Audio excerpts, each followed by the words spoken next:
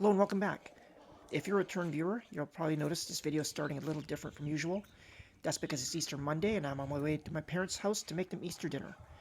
My wife, daughter, and I had ours yesterday, and today it's my parents' turn. I've already loaded everything I need, I hope, into the car, and now we just have to drive a few minutes over there. Here comes my daughter now. I'll see you guys there.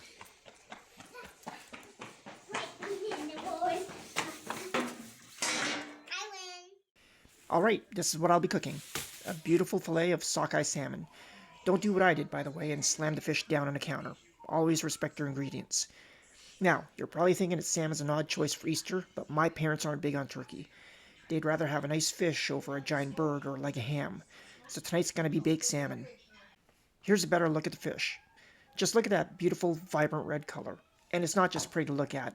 Salmon's high in heart-healthy omega-3 fatty acids, as well as a whole host of vitamins, minerals, and protein. And sockeye isn't, as many people think, endangered, at least according to the IUCN Red List.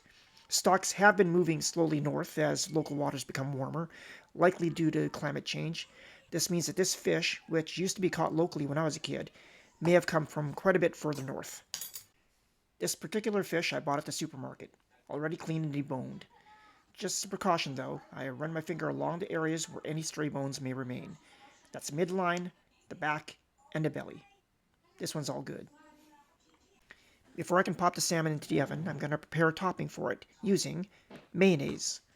This serves three purposes. First, it's extra flavor. Second, mayo is an excellent insulator and will help protect the fish from drying out. And third, because wild sockeye is significantly leaner than equivalent farm salmon, the mayo will add a little extra fat and richness to the party. So let's make the topping. It starts with a shallot and a couple of slices of ginger. And yes, as evident from the presence of my trusty cutting board, I did this part at home before we left.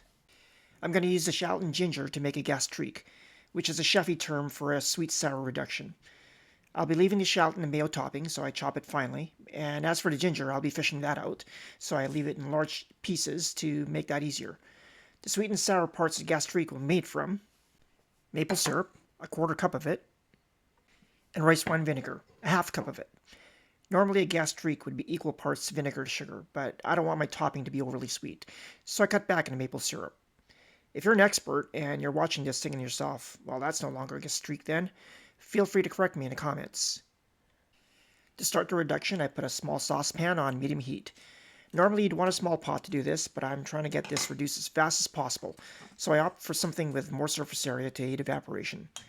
I throw everything in and wait for it to come to a hard simmer. Like this. I want to reduce this down until there's only a few tablespoons of syrupy liquid remaining. Kind of like this. I could reduce the sound even further, but I'm concerned about turning it into a caramel, so I'll stop. Once it's cooled down a bit, I'll fish out the ginger and get it ready for transport.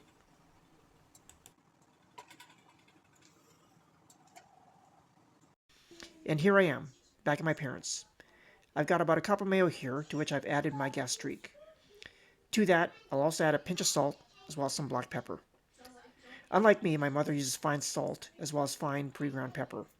It's not my preference, because it makes measurement a bit of a challenge, but I'll do my best.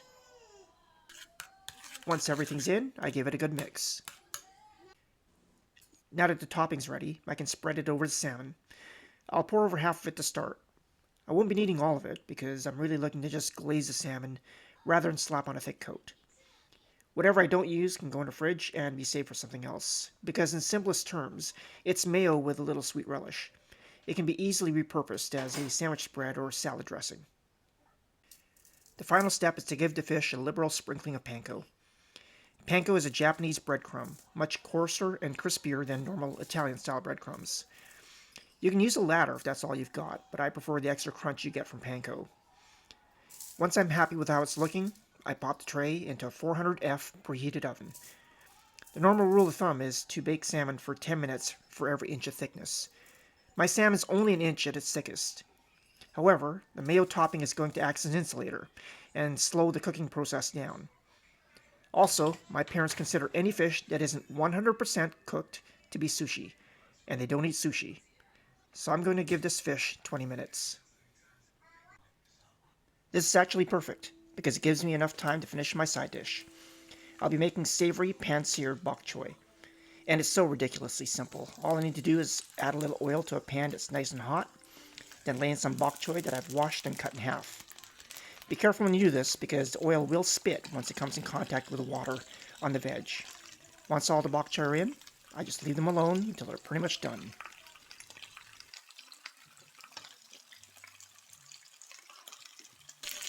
Okay, it's been about 8 to 10 minutes. Just looking at the bok choy, I can tell they're pretty much cooked. So at this point, I'll add about 4 cloves of thinly sliced garlic and give them a minute to sweat. Once everything's nice and fragrant, I'll flip the bok choy over.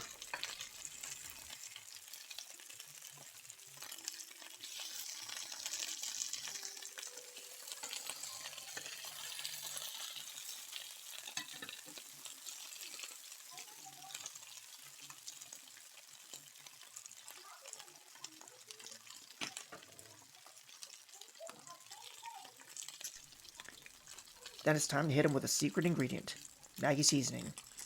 If you watched my show about 2 episodes ago, I cooked the dish using a Filipino ingredient that I called an umami bomb. Well, Maggi seasoning is also an umami bomb. It's hard to describe the flavor other than to say it's unbelievably savory. If you ever need to kick a dish up a couple notches in savoriness, add a few splashes of Maggi. It's so good that I don't even need to add any salt or pepper. And here are the bok choy, all plated up. You can't tell me that they don't look delicious. And it was all done with only 3 ingredients. Alright, it's time to get back to the salmon. I forgot to bring my trusty instant rethermometer with me, but that's alright since I'm cooking the salmon all the way through anyways, and there's zero chance I've undercooked it. To finish the dish, I just grate a little lemon zest over it to add some brightness. Yep, that thing's cooked all the way through. It's perfect for my parents, but if I was making this dish for myself, I'd shave off about 5 minutes from the cooking time, and maybe use a fattier fish, like a black cod or a sea bass. Here's everything plated up. With a whole fillet like I used, it's hard to get a nice sharp cut, so the presentation to fish is admittedly a little lacking. But trust me when I say that both it and the bok choy were really delicious. I'm happy, and more importantly, my parents are happy. Mission accomplished. Thank you for watching. I hope you enjoyed this episode, and if you did, please give me a thumbs up or leave a comment.